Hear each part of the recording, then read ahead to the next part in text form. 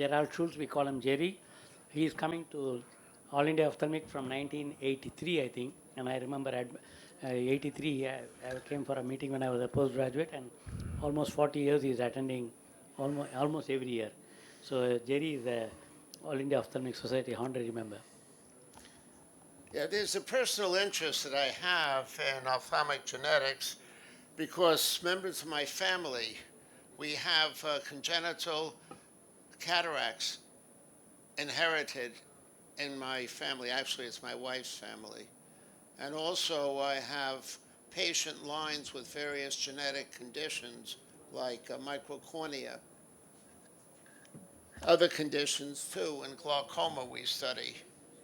So this has personal meaning. And yet on the airplane coming here from the United States, the woman sitting right next to me, her child has retinitis pigmentosa.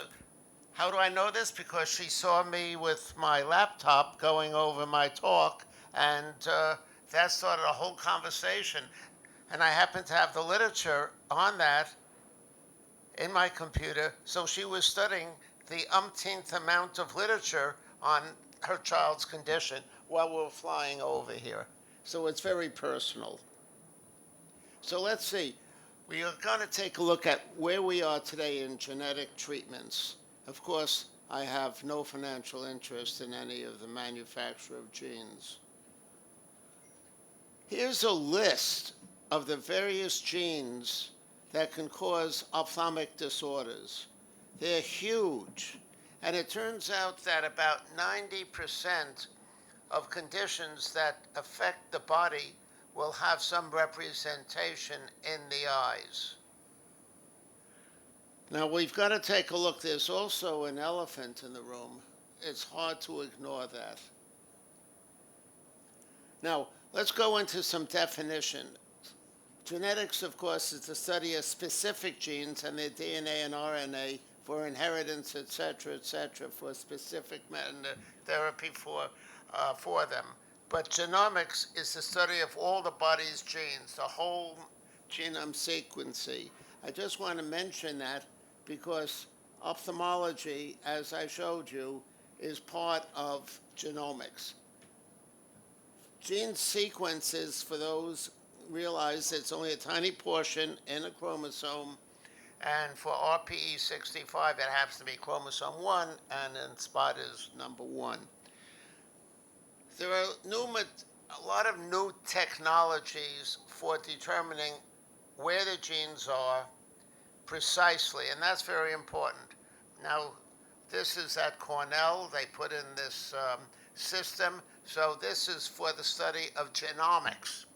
And where I am in San Diego, we have the Singlet Genomic Sequencer that very precisely, very quickly could analyze and spot the DNA and the genes in the whole body.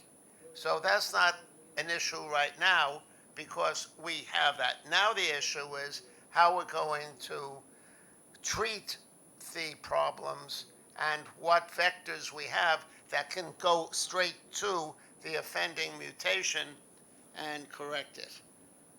The home testing kits, here's a list of them. Oh, by the way, 23andMe is now bankrupt and out of business. Again, I'm showing you all the gene variants that affect the eyes. And with that, let's take a look at the naming of it. The Hugo Gene Nomenclature Committee has set up names for the known human genes. They've named about 19,000 of them. There's still about 25,000.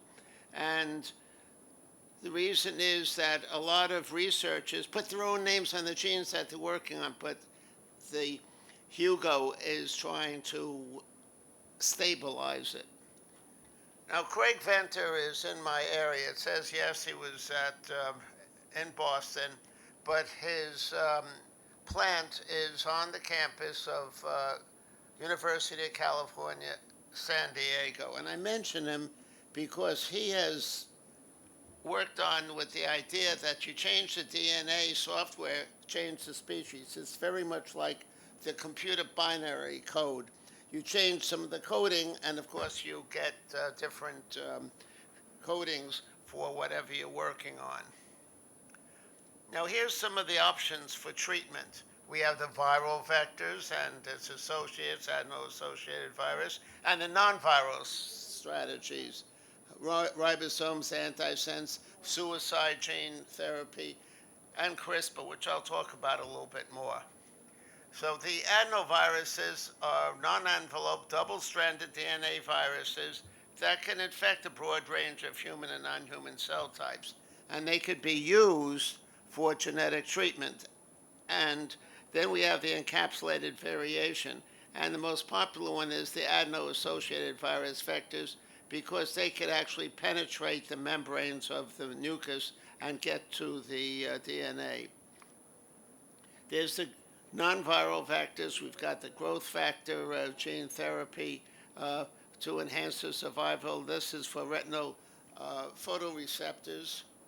And we have the anti-apoptosis gene therapy so that the tissue does not die. It slows down the death of the cells of the proteins for the photoreceptors. Then we have the suicide gene therapy to knock out totally an offending gene or DNA.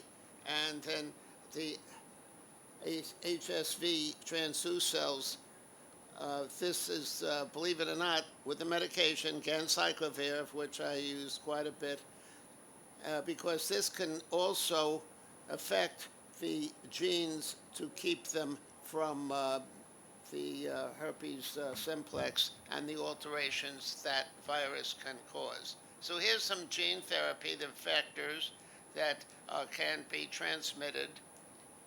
And I did mention the AAV, and the most popular one is 2. It's most workable. And that one, it's used for the inherited retinal dystrophies. I did mention the biallelic AIOS2025 mutations on the short arm of chromosome 1, and it's used for retinitis pigmentosa. It's also affecting LCA and the fundus allopunctus. So this is how it works. The gene is placed in the AAV2, and that is then breaks through the membranes. This little fellow will then enter the nucleus and change whatever it has to and cause the protein. And the method, of course, is to transmit it intravitreal, but also subretinal. It's not always working. This is being worked on. So the gene delivery does involve placing a strand of DNA, as I mentioned, in a virus that normally enters the human cell and can drop off the gene. We talked about herpes simplex virus. And there's a condition that it's being treated, and that is not the retina, the cornea.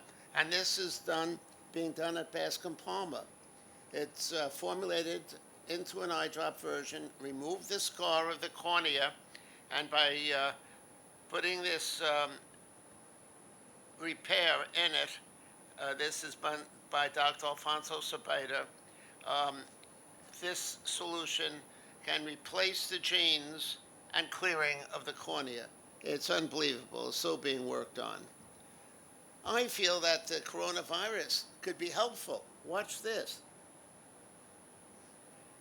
You put the replacement gene in the spike in that, and that could transmit, because we know how coronavirus could affect the human body, everyone's body. But let's put it to use. It could break through the membranes with the repair gene and hopefully reverse it. Then we have non-viral strategies. Just give me a minute. The ribosomes, the antisense, oligonucleotides, etc. I want to mention CRISPR, because Jennifer Doudna won the Nobel Prize for this. Here's what CRISPR stands for, and what this does with the Cas9, it could cut out segments of the gene of the DNA, repair it, and hopefully get what we want. It's used with the Cas9, that's the enzyme. Of course, this can be controversial if doing it to human embryos and therefore making people that we want. Here's other methods: electroporation, high-intensity electro fields, and iontophoresis, low voltage that could change the current. Space flight, yes, it's in the papers.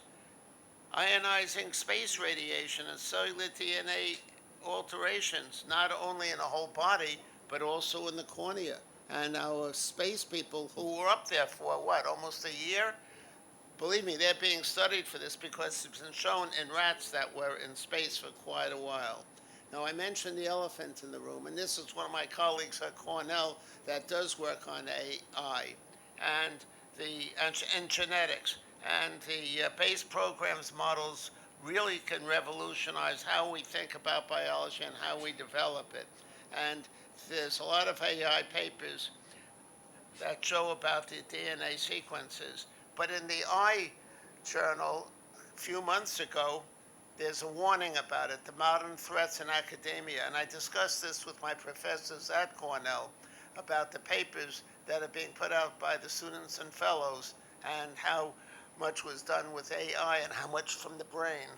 So anyway, here's my references. And we're off to the future. Thank you. Thank you.